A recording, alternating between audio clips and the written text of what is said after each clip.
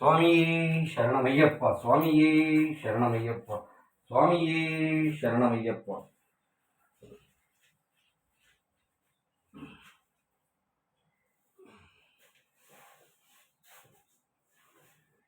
சுவாமியே சரணமையப்பா. ஐயப்பனோட பாடலும் பாடல் வரியும் சொல்றோம் பாருங்க.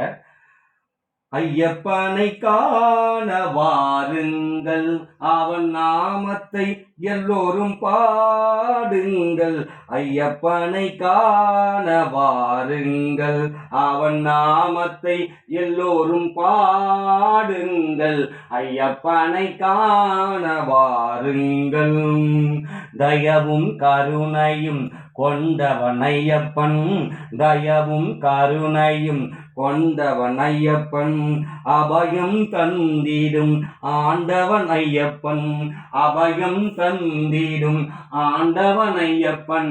ஐயப்பனை காண வாருங்கள், அவன் நாமத்தை எல்லோரும் பாடுங்கள். ஐயப்பனை காண வாருங்கள். இந்த பாட்டோட அர்த்தத்தை சொல்றேன் பாருங்க. இந்த உலகத்தில் இருக்கிற எல்லாமே கடவுளோட குழந்தைங்க தான்.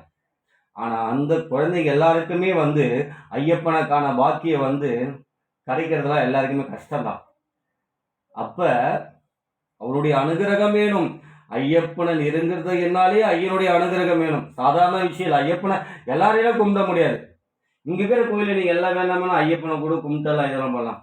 ஆனா சபரிமலை கிராமம் பாருங்க, அவனை கும்பிடத்துக்கு அவனுடைய அருள் வேணும். ஏன்னா குழந்தையாய் பிறந்து சக்தியே அவதரித்து உருவானவன். அவனை பார்க்கறதுக்கே நீங்க என்ன பண்ணணும்?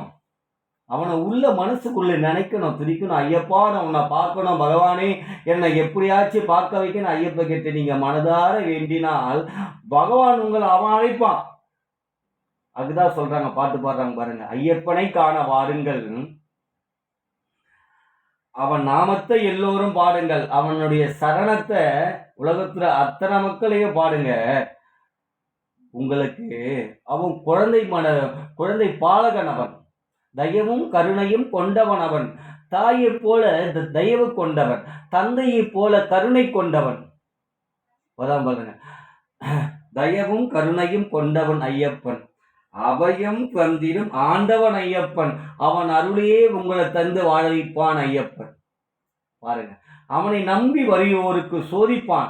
ஆனா என்னைக்குமே அவங்களை கைவிட்டதே இல்லை பகவான் ஐயப்பன்.